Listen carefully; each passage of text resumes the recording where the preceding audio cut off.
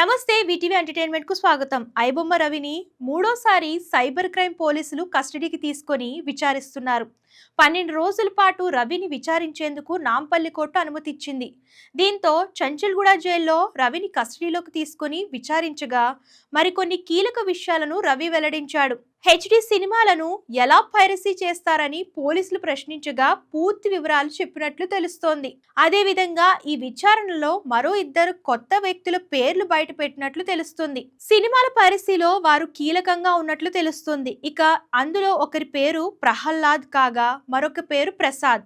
అయితే వీరిలో ప్రసాద్ ఎవరు అని ప్రశ్నించగా తన 10వ తరగతి స్నేహితుడు అంటూ రవి సమాధానం ఇచ్చాడు. అలాగే ప్రహ్లాద్ గురించి అడిగితే రవి ఎలాంటి సమాధానం చెప్పడం లేదు. రవి కరేబియన్ దీవుల్లోని సెయింట్ కిట్స్ అండ్ నావిస్ దేశ పౌరసత్వం తీసుకోగా అది ప్రహ్లాద్ పేరుపైనే ఉండడంతో ఈ కేసులో అతడు కీలకంగా మారే అవకాశం ఉంది. అంతేకాకుండా ఐబొమ్మ వెబ్సైట్ కూడా ప్రహ్లాద్ పేరుతోనే రిజిస్ట్రేషన్ చేయించాడు. కానీ అతడి వివరాలు అడిగితే మాత్రం రవి నోరు విప్పడం లేదు.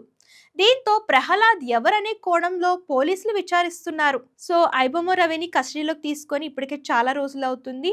అలాగే 13 రోజుల నుంచి విచారణ జరుగుతుందన్నమాట. ఈ విచారణలో కొన్ని కీలకమైన పేర్లు బయట పెట్టాడు ఐబొమ్మ రవి. వాళ్ళపైన ఇన్వెస్టిగేషన్ అనేది జరుగుతుంది. సో ఐబొమ్మ రవి గురించి మీకు ఏమనిపిస్తుందో కామెంట్ రూపంలో తెలియజేయండి. అండ్ ఇలాంటి లేటెస్ట్ ఫిల్మీ న్యూస్ కోసం మన ఛానల్ సబ్స్క్రైబ్ చేయడం మర్చిపోకండి.